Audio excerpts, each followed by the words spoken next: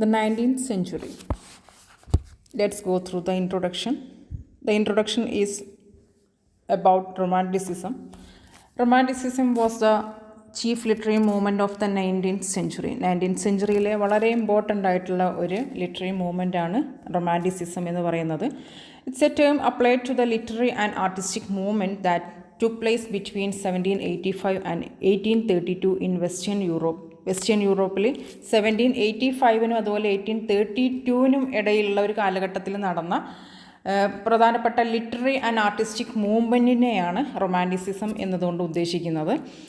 Occurring in the context of the Industrial Revolution, the French Revolution and the social, political and economic changes that happened following the Augustan age, Romanticism moved away from an emphasis on the importance of an empirical material worldview and looked into the imagination and nature as sources of insight. Industrial revolution അതുപോലെ French revolution ആ ഒരു പശ്ചാത്തലത്തിലൊക്കെയാണ്, അതിനൊക്കെ ശേഷമാണ് romanticism വരുന്നത്. അതുപോലെ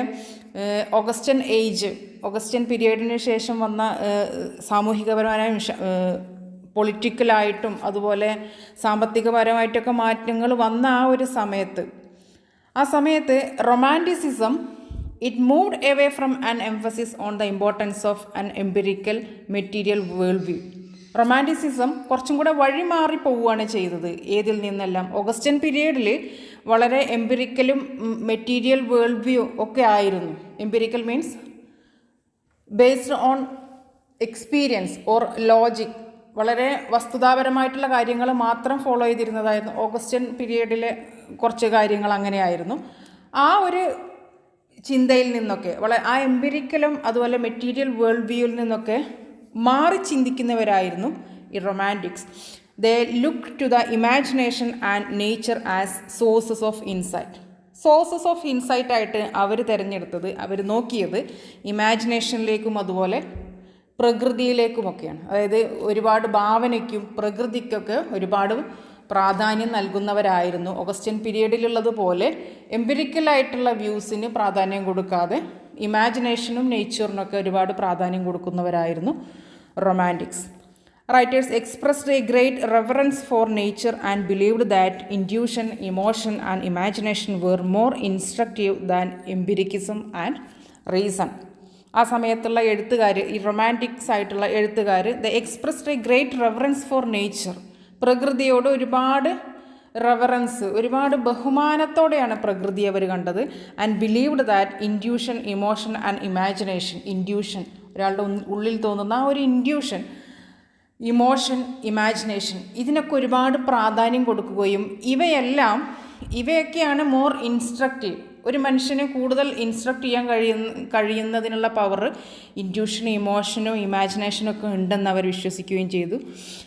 ഏതിനേക്കാളെല്ലാം empiricism and reason, വസ്തുതാപരമായിട്ടൊരു കാര്യം നമ്മൾ പറയുന്നതിനെക്കാട്ടിലും കൂടുതൽ ആളുകൾക്ക് ഇൻസ്ട്രക്റ്റീവ് ആവുക അവരുടെ ഇമോഷൻസിനെയൊക്കെ എഫക്റ്റ് ചെയ്യുന്ന തരത്തിൽ കാര്യങ്ങൾ പ്രസൻറ്റ് ചെയ്യുമ്പോഴാണ് എന്ന് ഈ റൊമാൻറ്റിക് റൈറ്റേഴ്സ് അവർ വിശ്വസിച്ചു.